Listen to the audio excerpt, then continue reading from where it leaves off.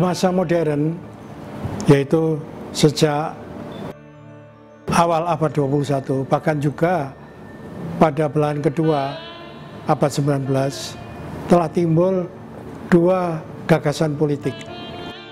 Yang pertama adalah gagasan modernisasi Islam.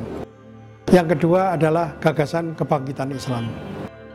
Dua gagasan itu seringkali dicampur adukkan, seolah-olah substansi dari kebangkitan Islam itu adalah modernisasi Islam.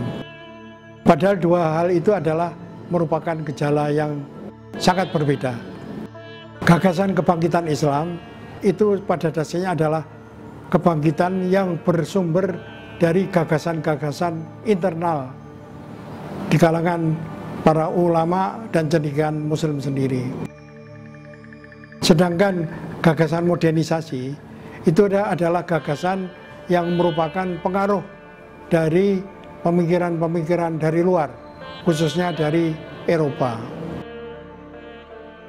Nah, dari segi kebangkitan, maka yang dimaksud dengan kebangkitan itu adalah membangkitkan kembali pemikiran politik atau sistem politik pada masa kejayaan Islam, atau pada masa Islam masih murni.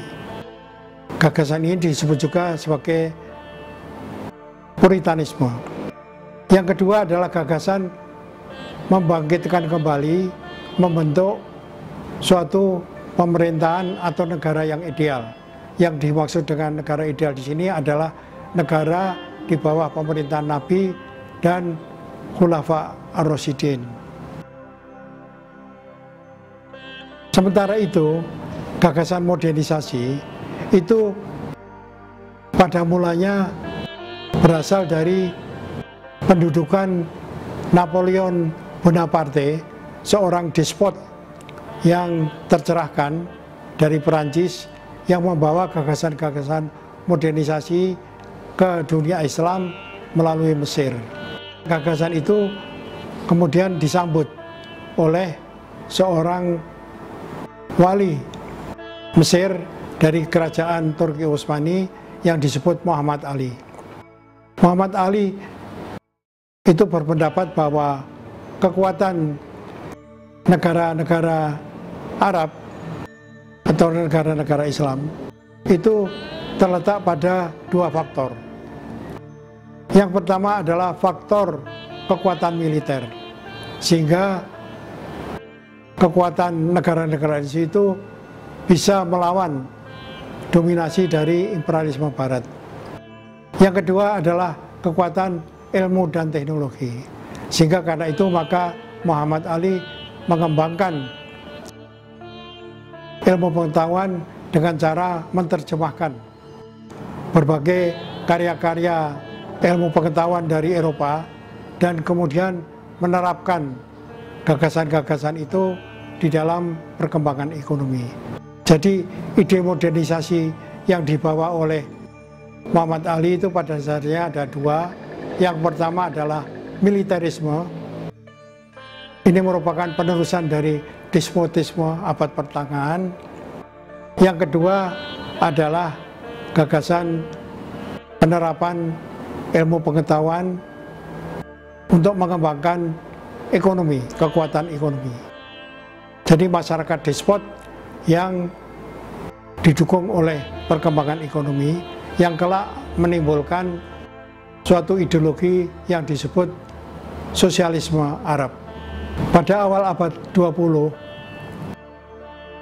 kombinasi dari gagasan modernisasi dan kebangkitan Islam itu dirumuskan kembali oleh dua orang tokoh dengan dua gerakan yang berbeda.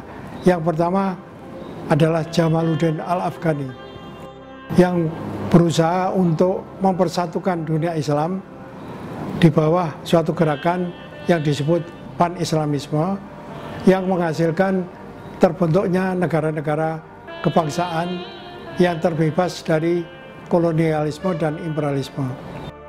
Yang kedua adalah gagasan kemasyarakatan yang dikembangkan oleh Muhammad Abduh dan muridnya Rasyid Ridha. Gagasan Muhammad Abduh pada dasarnya adalah gagasan mengembangkan ilmu pengetahuan yang diajarkan menjadi suatu sistem pendidikan yang universal, yang mencakup tidak saja ilmu-ilmu keagamaan tradisional, tetapi juga ilmu-ilmu pengetahuan umum. Dan ini kemudian diterjemahkan lebih lanjut dengan versi gagasan Rasyid Ridha, yaitu kebangkitan sistem kekhalifahan pada masa Nabi dan Khulafa ar-Rasyidin.